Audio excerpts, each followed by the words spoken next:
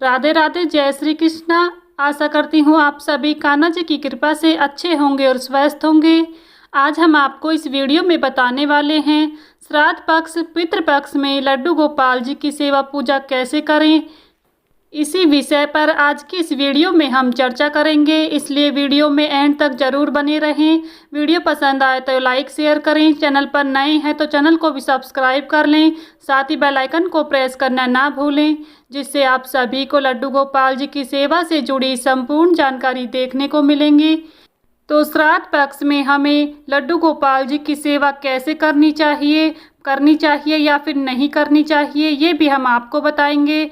और साथ ही आप जानेंगे श्राद्ध पक्ष के दौरान कौन से कार्य करने चाहिए और कौन से नहीं करने चाहिए।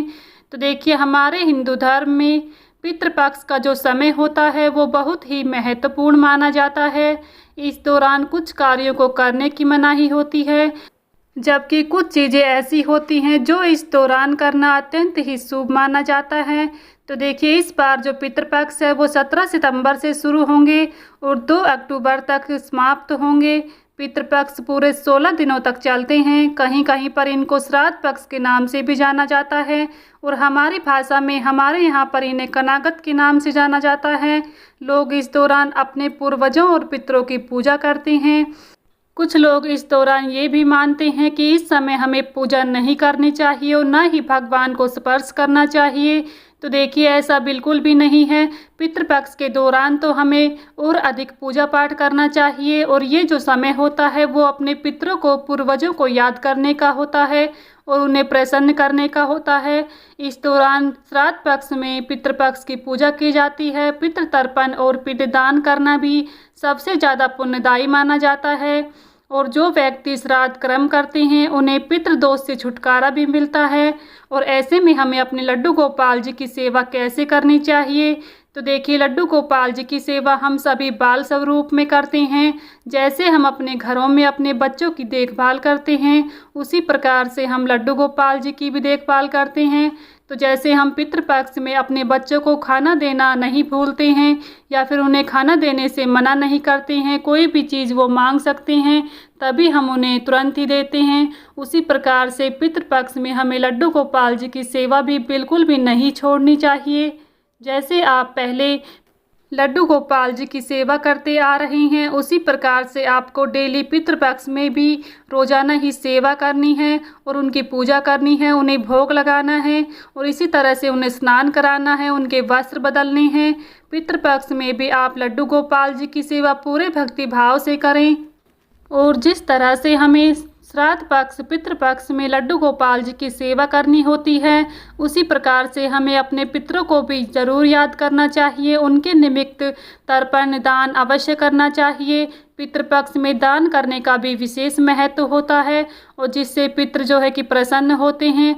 तो इस दौरान आप पितरों की सेवा भी ज़रूर करें, साथ ही अपने लड्डू गोपाल जी की सेवा भी आप करें।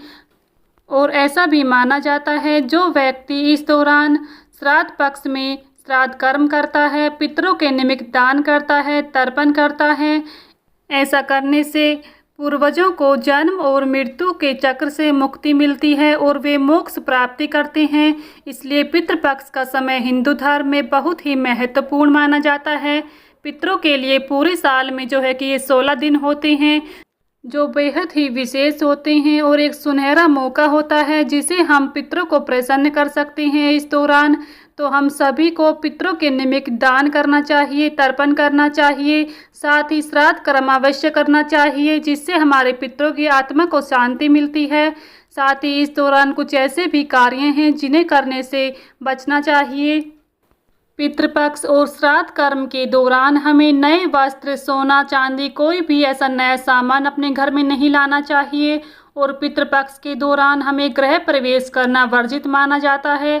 साथ ही ऐसी भी मान्यता है कि इस दौरान कोई भी शुभ कार्य नहीं करना चाहिए। अगर कोई भी ऐसा कार्य करते हैं तो उनसे पितरों की आत्मा को बहुत ही कष्ट होता है। तो इस दौरान आप कोई भी ऐसा कार्य ना करें जिससे आपके पितर रुष्ट हो जाएं। साथ ही इस दौरान ना ही बाल कटवाने चाहिए और ना ही नाखून काटने चाहिए। शेविंग करने से इस दिन बचना चाहिए। इस दौरान मान्यता है कि इन दिनों में कपड़े और जूते खरीदने की मनाही होती है।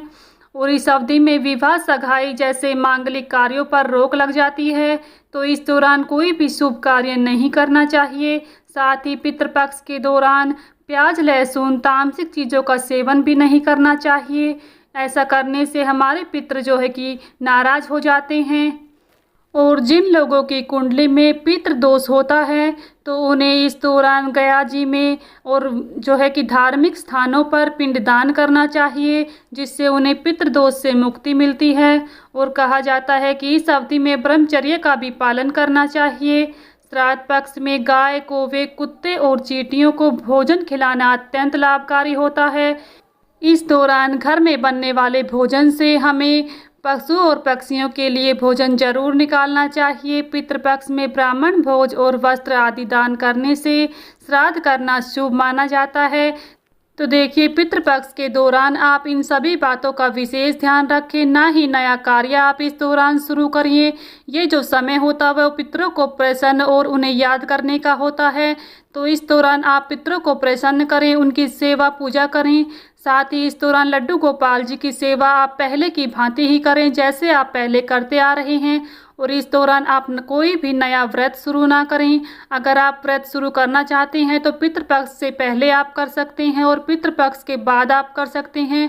इस अवधि में आप कोई भी नया व्रत ना लें।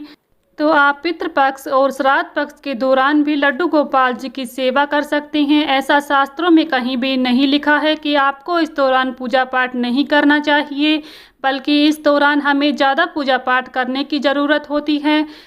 तो ये थी पितृपक्ष के दौरान लड्डू गोपाल जी की आपको सेवा कैसे करनी चाहिए और इस दौरान क्या करना चाहिए, क्या नहीं करना चाहिए। वीडियो अगर आप सभी को पसंद आया है तो प्लीज़ वीडियो को लाइक शेयर करें।